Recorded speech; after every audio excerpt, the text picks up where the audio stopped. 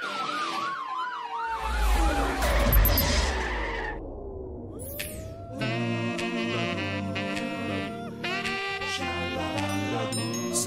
toky a účes strašne zvláštny.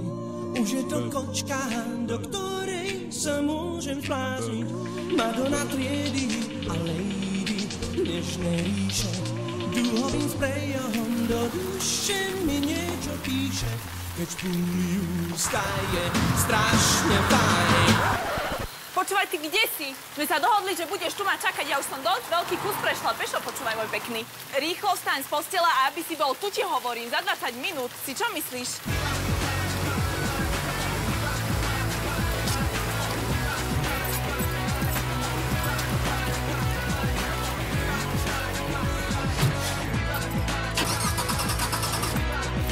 No poď!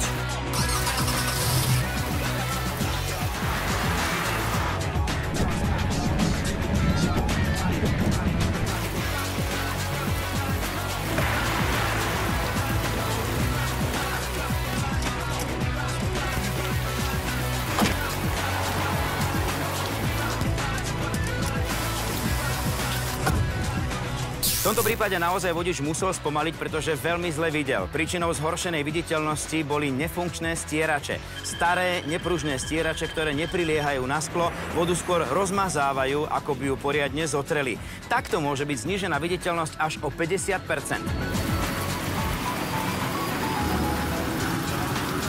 Poď! Poď! Nie! Nie!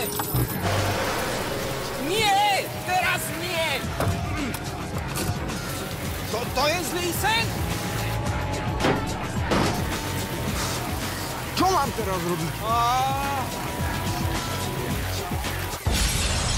Skúsme sa pozrieť na toto auto a skúsme tak vymenovať také tie základné veci, ktoré by si vodiči mali pravidelne dať skontrolovať v servise.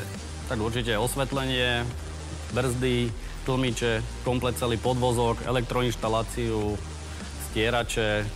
Čo z týchto vecí, ktoré ste vymenovali, vodiči najčastejšie podceňujú?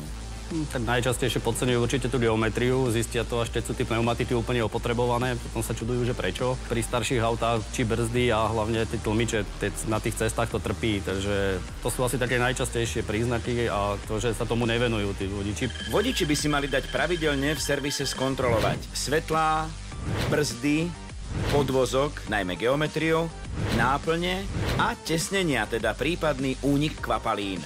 Čo všetko vlastne takáto pravidelná návšteva servisu môže zachytiť a čomu sa venujete? Tak zachytí určite všetky nedostatky, všetky poruchy sa chytia na základe toho prvého pozretia, tým pádom sa zvýši bezpečnosť, trvanlivosť, dĺžka tej životnosti toho motorového vozidla.